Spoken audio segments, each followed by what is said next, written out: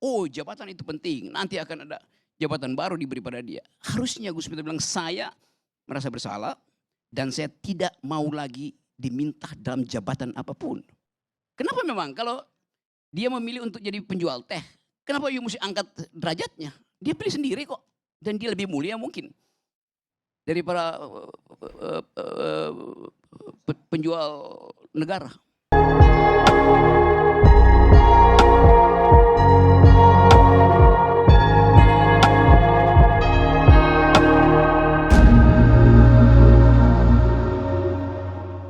Justru karena orang baik maka dia akan ditagih secara radikal, kan itu soalnya satu poin di situ dulu. Tapi saya mau ambil poin yang juga tadi secara asumtif diucapkan oleh teman-teman.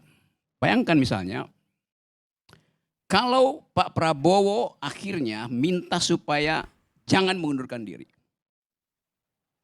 Nggak ada soal, nggak ada problem nilai di situ. Yang jadi problem nilai kalau Gus Miftah mengatakan oke, saya terima permintaan Pak Prabowo. Di situ baru ada problem etik. Karena orang akan nilai kepentingan politik mengalahkan kepentingan moral. Kan itu soalnya kan. Jadi itu dasar kenapa kita mesti selalu kasih argumen di balik posisi-posisi kita itu.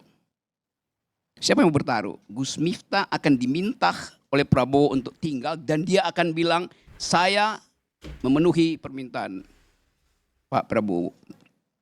Nah itu jadi busuk gitu. Karena dia udah ambil the highest of public ethics, itu mundur. Udah. Tidak boleh dibujuk lagi. Kalau mau dibujuk diuji lagi moralnya tuh. Oh jabatan itu penting, nanti akan ada jabatan baru diberi pada dia. Harusnya Gus Miftah bilang saya merasa bersalah dan saya tidak mau lagi diminta dalam jabatan apapun. Itu yang namanya kemakrifatan maksimal. Udah dapat nggak dalilnya? Tapi ini juga pelajaran. Saya kasih kuliah etik puluhan tahun di universitas itu. Coba saya terangkan satu suasana. Kita mesti lihat di dalam peristiwa ini ada berapa komponen sebetulnya. Yang pertama soal pragmatisme itu. Kalau Prabowo minta masuk lagi, itu ada pragmatisme politik. Kebutuhan Gus Miftah mewakili satu segmen di dalam masyarakat Indonesia itu. Itu pragmatisme, bahkan politik. Yang kedua, ada nilai di situ pragmatisme yang juga dimanfaatkan oleh mereka yang menyumbang pada Son siapa namanya? Son Ajit. Apa motifnya? Dia playing God di situ. Lu kecil nih gue sumbang sama lu. Kan dia menghina juga sebetulnya kan. Kenapa memang kalau dia memilih untuk jadi penjual teh, kenapa you mesti angkat derajatnya? Dia pilih sendiri kok. Dan dia lebih mulia mungkin dari para penjual negara. Kan kita mesti berpikir radikal dalam soal-soal itu. Jadi mereka yang menyumbang juga harus di riset. Ini betul-betul menyumbang di dalam upaya untuk apa? Ya oke, bukan dari dulu kan ya bayar pajak aja lah, nanti suku pajaknya yang masuk ke Son Haji kan lebih gampang itu secara berpikirnya. Jadi pragmatisme ada di situ. Di dalam kasus ini juga ada patriarkisme. Gus Miftah secara tidak sadar di pikirannya, dalam pikirannya ada stok patriarki itu. Buat siapa? Yang nilai siapa itu? Ya bukan umatnya yang udah biasa dibercandain. Tetapi bagi mereka spektakel ini, mereka yang menonton melihat bahwa oh ada patriarkisme, ada feodalisme ya pada Gus Miftah ya. Itu yang menimbulkan heboh sebetulnya tuh. Secara teoritis begitu tuh. Ada misoginisme ketika menghina perempuan itu kan. Jadi kita juga hidup di dalam komunitarian ethics. Yang tidak mungkin kita bahas satu persatu. Oh ini nggak cocok di situ, ini cuma dicocok. Kan nggak bisa kita bilang bahwa itu yang tidak ada di situ ya jangan komentar. Loh itu public sphere. Kalau begitu, bahkan kalau Gus Miftah hanya bicara pada 2 orang, direkam oleh satu stasiun TV, Gus Miftah tahu dia bicara ke seluruh Indonesia. Kan itu mesti datang automatically dari dalam stok pikirannya kan tuh. Jadi itu intinya tuh. Yang ketiga adalah soal di belakang ini ada semacam kultur besar kita yang harus kita mulai papas, yaitu kita tidak punya semacam komunitas yang mengolah argumen itu. Community of thought. Argumentative society. Akibatnya yang muncul duluan kemarahan itu. Sebelum menganalisa udah marah itu. Karena nggak mampu berargumentasi. Saya kasih contoh agak cepat-cepat nih. Suatu waktu di Amerika ada heboh, kira-kira sejenis tuh.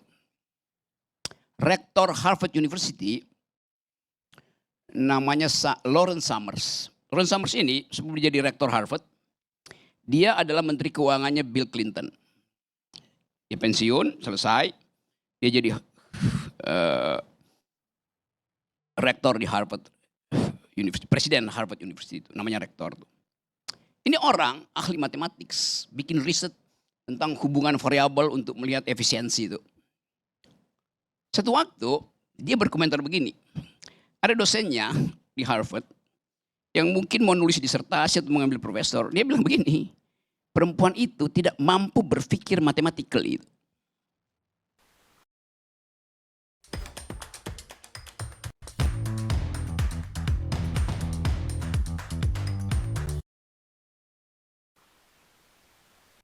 Lalu heboh di Amerika tuh.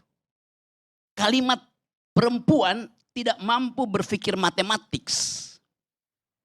Sebelum dia terangkan bahwa dalam riset genetik memang laki-laki itu 10% di atas perempuan di dalam bidang matematik itu. Tetapi komunitas feminis Amerika tahu bahwa ini atau merumuskan bahwa ini adalah misoginis. Membenci perempuan yang mau jadi ahli matematik. Kenapa begitu? Karena ada communitarian ethics. Bahwa jangan sekali-sekali ucapkan sesuatu dengan berbasis gender. Walaupun itu riset akademis. Karena riset akademis tidak pernah final. Riset berikutnya bisa menerangkan bahwa laki-laki itu tidak punya kemampuan untuk menghasilkan kecerdasan bertahan, survive, karena hanya rahim perempuan yang mampu menghasilkan survival of the fittest itu. Jadi bahkan di dalam debat akademis masih dimungkinkan orang bertengkar, tetapi mengucapkan perempuan tidak mampu berpikir matematis di Amerika itu bukan hate speech. Orang bisa bebas ngoceh apa aja tuh. Lawrence Summers nggak bakal dihukum kena pidana tuh.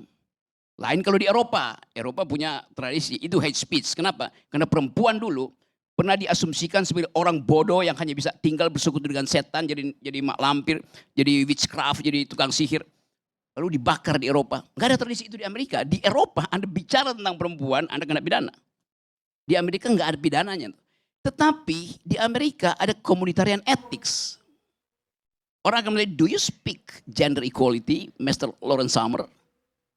Lawrence Summers tahu bahwa dia akan ditanya soal itu.